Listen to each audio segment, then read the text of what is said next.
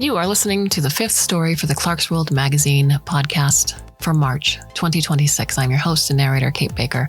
This one is a little bit different. This is an afterword. I think this might be one of the first afterwords we've ever done here at the magazine. And it follows the story by Thomas Haw, Scion.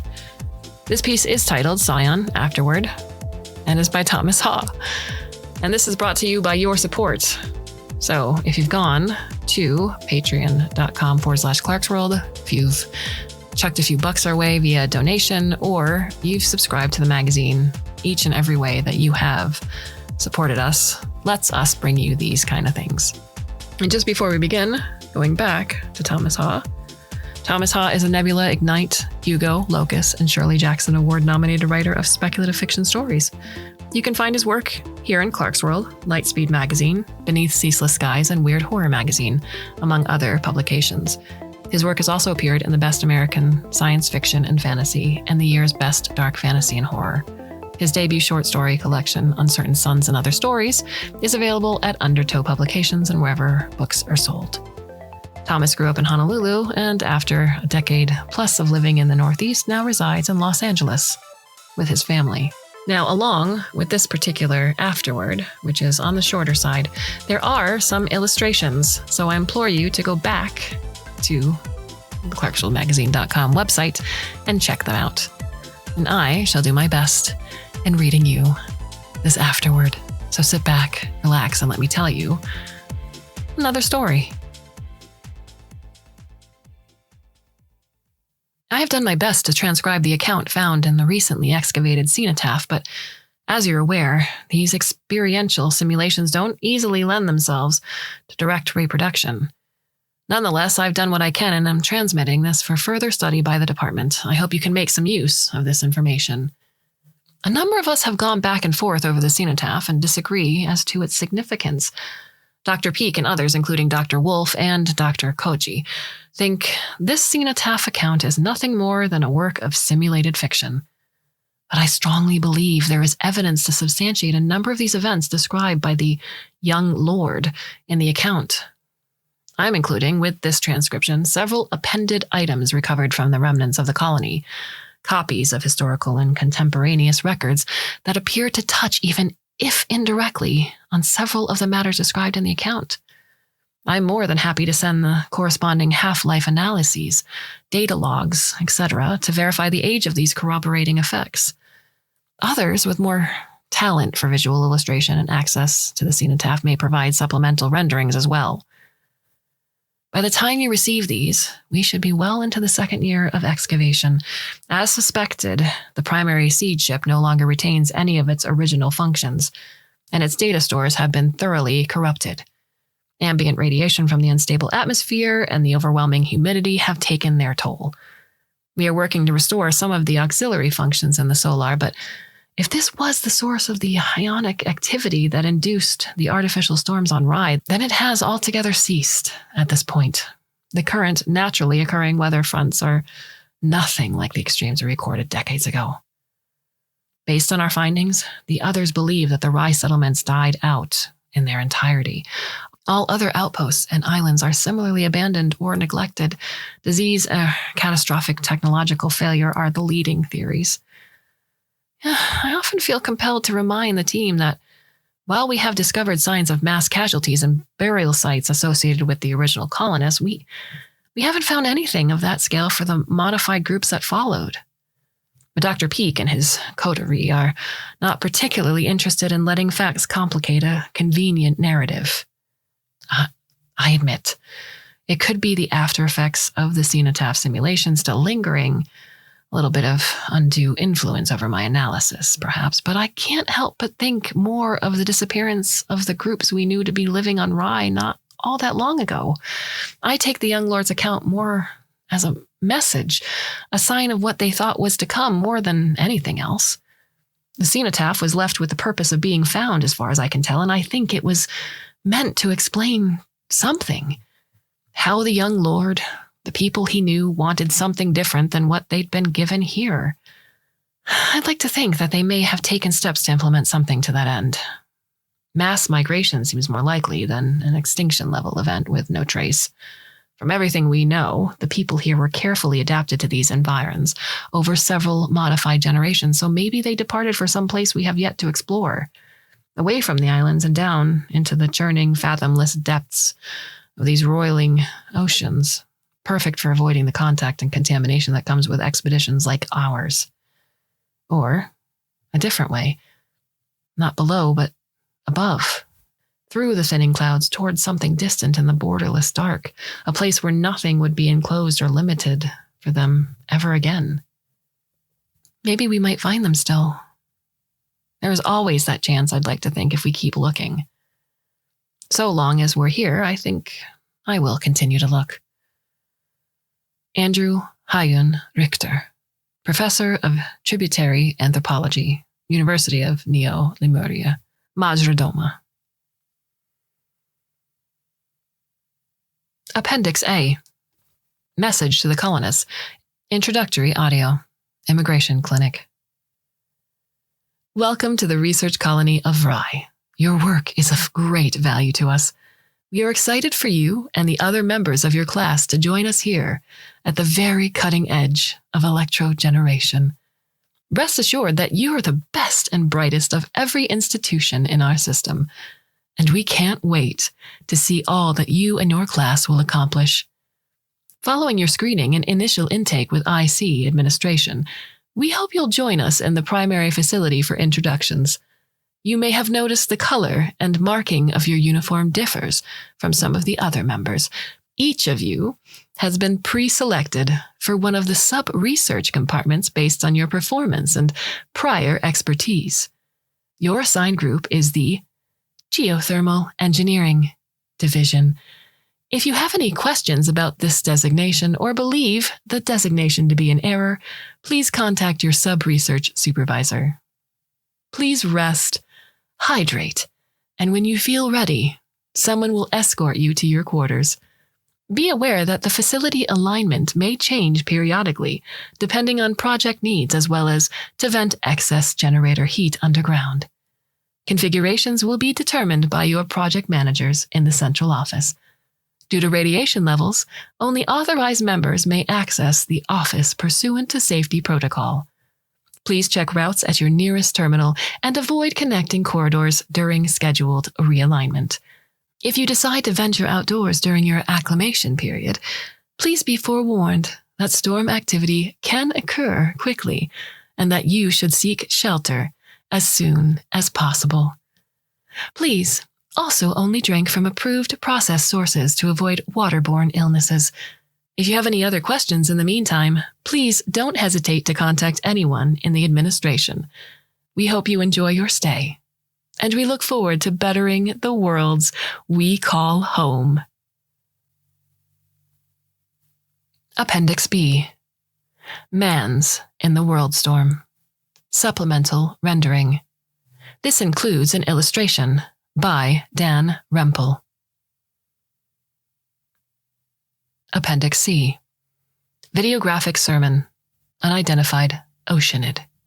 Beware, they say, the jealousies of heaven. For when heaven turns its jealous eye upon you, its hands will surely follow. So it was when we left the skies for the warmth of these waters that we had such jealousies thrown upon us. And those beings bred of cold darkness and burning iron turned their hands to this world to rake everything back into their ever-hungering mouths. Living flames and soulless soldiers descended these lands rather than ever let them stand alone and apart. But of course the Heaveners did not account for our unrelenting spirit. They did not predict the wisdom and benevolence of the forebears who knew of the forthcoming danger and so diligently birthed the first of our protectors of Levanite creation, the Antiquiter. For his was a soul of goodness and unwavering courage, of divinely granted power and unstoppable strength. The Antiquiter was blessed not only with eternal ability, but with sweet visions of holy light. And with those visions he saw beneath us, quivering in the heart of our grounds, that which would be our salvation. Armed with that knowledge and the Levanite love of our place, he ventured to the shifting claw caverns of the underworld to discover the true blessing, to save us from the covetous spite of the heaveners above, to free us from their endlessly twisted desires, to make wry its pitiful beast of burden. And so the Antiquator, the greatest of the Leven Lords, returned from Rise Hells with endless fusillades to stoke the celestial pyres. His vengeance sprang, immolating the Heaveners and riving their wings, limbs, and bloodied bodies. Like insects with no hope of surviving the cleansing purity of stormlight, their legions fell by the thousands and thousands and thousands more. And so we offer thanks for the light. We offer thanks for the cloudfall. We offer thanks for Ruko, the father of seas.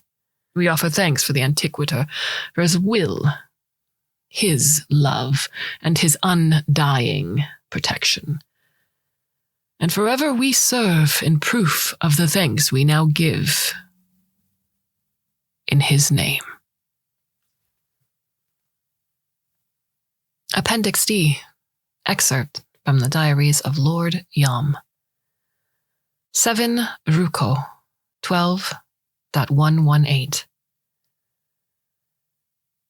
I've been thinking quite a bit lately about claims to legitimacy and the continuity that always underlies them. We have an unusual obsession with chronological precedence. That is, asserting lineage and authority based on who is first in time. Each Leven Lord makes great effort to emphasize the acts of his predecessor and his predecessor's predecessor, stretching back to the first. And from this causal chain, we assert that the current house as we know it exists only because of our family's actions. The Sioux folk, by contrast, supposedly postdate the Levenites, relegated to the position of merely after us, as far as the stories are concerned. While I found no records of their creation, the constant assumption among the Levenites is that the Sioux were birthed to serve the lords. Yet I have heard other rumors among their people about an alternate theory, beliefs of another kind of precedence, notions that their class might be traced to a time before that of the first Levenite, possibly making them the rightful successors to the vanished colonists who established the settlement infrastructure we have now come to possess. But if I were to assert my own theory of chronology, that is, to fall into the very same trap of establishing precedents as basis for power, I would suggest that neither the Levenites nor the Sioux folk are truly in the primary position, nor even were the colonists who established this outpost. I would turn, instead, to the only indigenous organism in this entire ecosystem. The ones I have studied and written about here extensively already. Yes, the halo-tolerant bacteria that we now harvest and process to bulwark ourselves against excess radiation. They are actually, I would posit, the true first beings of this turbulent environment, the only life form that actually belongs and predates all else. We are but invaders and interlopers, merely feigning claims to history by comparison. This is their world, not ours. I'm absolutely certain of it. We would do well to remember that we are nothing more than guests in this strange place. But remembering is easier said than done in a house like ours. 14. Mach 12.312. Things have been increasingly unsettled and concerning with regards to the family. Our father rankles and joins us less and less in the outer chambers. It is difficult not to notice his physical and mental decline each time he emerges from the solar. I have asked his retainers to keep me informed of his condition, and the reports are unfortunate. My brothers and I have discussed the likely ascension, but I can't tell them everything that weighs on me. It is something unspoken in the family, but well understood. That anyone who takes a controlling position in the solar and operates the house does so at a cost. And though I tell myself I have principled reasons for wanting to avoid that fate, work to do, research to carry out, other concerns around the house, I worry that my hesitation grows from something much simpler. I am not ready to assume the seat of my father. And I am scared. 3. To. 13.044. I have been pleasantly surprised with the most recent iteration of tests. Though the protein bats were once designated for cloning and genetic modification of Levanites, the prokaryotic bacteria are unusually suited to similar adaptation. I've often thought that their ability to accept errant radiation and absorb it without deteriorating would lend itself well to the modification process. What would the bacteria be like if its evolution were advanced artificially? What would this ocean-based life form be if it were to gain not only sentience, but self-determination? Unfortunately, our father has grown paranoid and less coherent. He stumbled upon one of my experimental vats in the workrooms and took it upon himself to destroy multiple generations of modified salt fleas, without any regard or second thought. I think he tried to justify himself to me after the fact, but he could not even hold the thoughts long enough to explain. Arrow led him away before Bhikkhu got word of his emergence from the solar. Arrow fears, rightfully, that our other brother may do something rash if he sees our father in a weakened state. I've been left alone again to my experiments now, which is how I prefer it. 9. Ruko. 13.111. The storms are growing more frequent, one after the other, from months apart to weeks, from weeks to days, then days to hours. Our father no longer emerges. The house seems to be moving without reason or warning. Arrow comes to my locked workroom, asking from the other side of the door what we should do, and I have not been able to bring myself to reply just yet. I have always had answers for the boy about many things, but in this, I just do not know what to say. Nothing has prepared me for seeing our father this way, and I am not sure anything ever could. Instead, I sit here impotently, waiting and writing, dwelling on the idea of precedence and its importance. What comes before and how that seems to determine everything that follows. Perhaps that's wrong. Perhaps what comes after is the most important. Whoever comes later in time decides how things are. Whoever comes later in time can rewrite what came before. That later generation is the one who holds the power, not the one before. It's the son, not the father, who should decide how things ultimately will go. So why is it that I find that I cannot decide? What will I do when the moment comes and everything falls to me? Appendix E. Brothers Race the Storm. Modified papyri fragments. Cry, oh cry, retainers cry, for he has dreamt his last, the storm that stretches across the skies from future to the past. 3 brothers soon to take him, and, so doing, grace the Mons. Ascend to the place of Leavenlord's successor's game of chance. The eldest Yom, most beautiful, seeks nothing in a name, and turning back on blood and house, he abdicates the claim. Then Bhikkhu next, the wolf's head, hunts the throne somewhere within. With giant's strength he rends the weak, for frailty is a sin. The last and youngest Arrow wishes not to hold such power, but fears his father's suffering should it be the final hour. Thus gentle Arrow hurries on, midst tempest winds and rain, vain and youthful hope perhaps to spare his father's pain. Cry, oh cry, retainers cry, 2 brothers locked in trial, to race the halls and twisting rooms, a test of strength and guile. One brother breaks and sets ablaze all hindrance in his path, the other sees but cruelty and its bloody aftermath.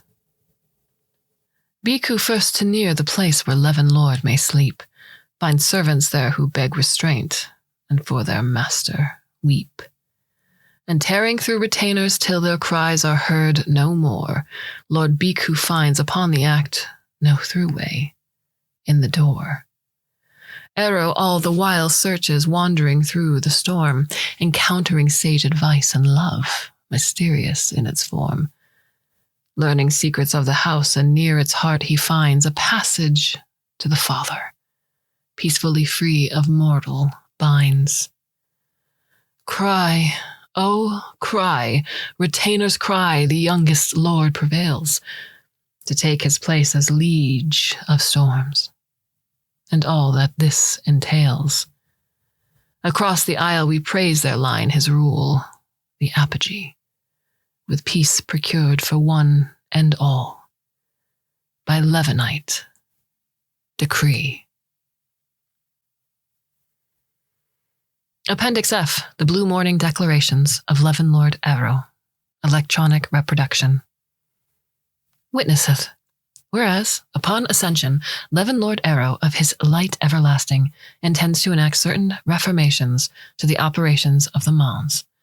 Whereas, in recognition of certain aid rendered by the Oceanid peoples, his light acknowledges, and hereby certain privileges and accesses that have heretofore not been afforded.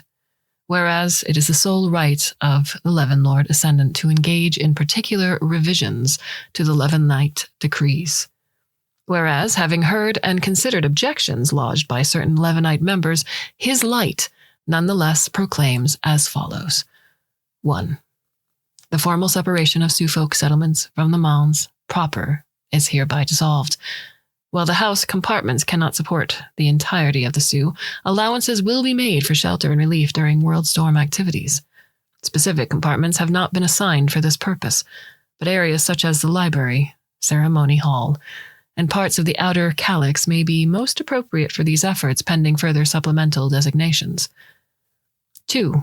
The Levin Lord's title as judge and overseer of dispute is hereby partially abnegated. Intra-Oceanid conflict shall be resolved by a system of Sioux folks choosing. Disputes that involve destruction of property or any member of the Levinite line will continue to be subject to the Levin Lord's oversight. 3. Excess salt harvests, which previously would have been directed to storage compartments, are hereby to be considered property of the Sioux. They may now be retained by the outlying settlements or redirected for other purposes in consultation with his light or retainers of the Mons. So, stated and decreed by his light everlasting on this, the third day of Ruko, 13.117. Appendix G, incomplete figure drawing, charcoal, entitled Lady Portrait Initial Rough. It has been illustrated by Dan Rempel. Appendix H, handwritten notes from Ami to sister retainers. His light asks again that Lord Yom's workrooms remain undisturbed. If or when his brother returns, he wishes for the Lord's possessions to be exactly as he left them. A reminder that requisition requests from Lady Dion should be granted on a weekly basis. Maintenance for the GFAB in her quarters may be undertaken annually. Extraordinary demands in excess of the energy allotments for the lady's synthesizer should be escalated to me or to his light. Due to recent events, sister retainers should, when delivering meals to Lord Bhikkhu's compartment, always attend to him in groups of 3. No less. If there are any insufficient retainers, visitation is to be delayed. Please send for the physician and request that he bring crimson ginger root and any other suggested remedies for nausea. Appendix I, audio file, unidentified woman, child, and automated program. Recording initiated. Speaker 1. Little one, could you please move aside? Thank you. Speaker 2. What's that? Something to capture our voices. Your father wants me to document this process while he's away. We are going to do a little test, you see. Oh, our voices? Does that mean you will? Thunder peal, inaudible crosstalk. Shh, it's all right. It's just the storm, just the storm. There. May I have my hand back? Thank you, little one. Now let's see if this will work. Give me a moment. This house of ours, it has its quirks, so there are always things to learn. We are still finding new things every day in this place. See? Now look. Watch that portrait, little one. Over there. Do you see that? Is it? Yes. Don't you worry, it's only part of the house. The archives say there are ways to personalize some of these subroutines. It occurred to me that it was possible for some of these devices to mimic us, to a limited degree. So let's try this. Audio program. Respond to prompt with voice file ESA. Program. Responding with voice file ESA. Is this a suitable response? Ah, that's the program. It sounds like you. It does, doesn't it? Just a matter of using the consoles to update certain house operations. Fascinating. I think your father will find it quite amusing, too, when we show this to him. That is, after he emerges from the thunder peal, audible distress. Shh. The storm is passing soon. Your father, he's almost done. Just a little while more. That's all. There you go. Let me adjust a few things with the program. We'll do a few more tests with the voice file, but I think this will work just fine. You should be able to use this in any compartment at any time too, no matter where you are. If it's dark or noisy, or you get upset like this because of the storms, you can just call it up like this. And it will be like I am right there with you. Even if you can't find me, you'll have my voice right there anywhere you go. You would like that, wouldn't you? I suppose, but he doesn't like me using the house systems. I will have a talk with him, don't you worry. It will be fine, I'm sure. I know your father as well. Difficult sometimes, especially about these things in the house, but it is, the work in the solar. Nothing to do with you. It's burdensome and tiring and takes so much from him. So he's not always as patient as we might hope, but he does care for you, little one. Truly, he does. He does. Yes, he does. More than you can imagine. We both do. We love you, little one, and we always... Thunder peal. Program. World storm activity is now approaching a critical. Thank you. That will be all for now. Program. Understood. That's enough, I think, for the time being anyway. We'll figure out the rest later. Why don't you lay down, huh? Go ahead, that's it. Close your eyes.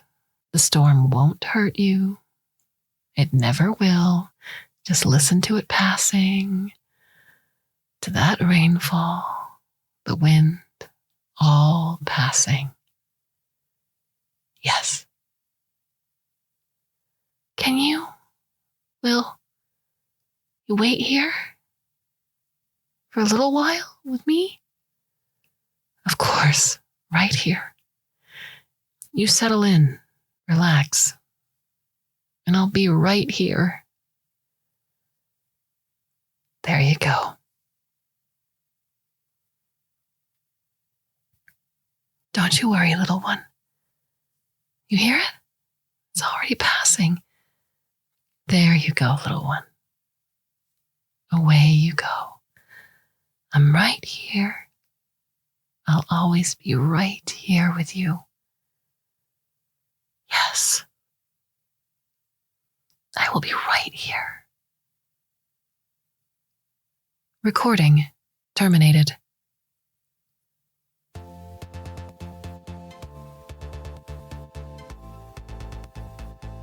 As I've mentioned, this is the afterword to the previous story, Scion.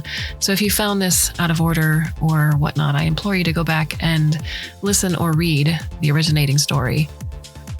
What are your thoughts on this one, though? You can always email me. I'm kate@clarksworldmagazine.com.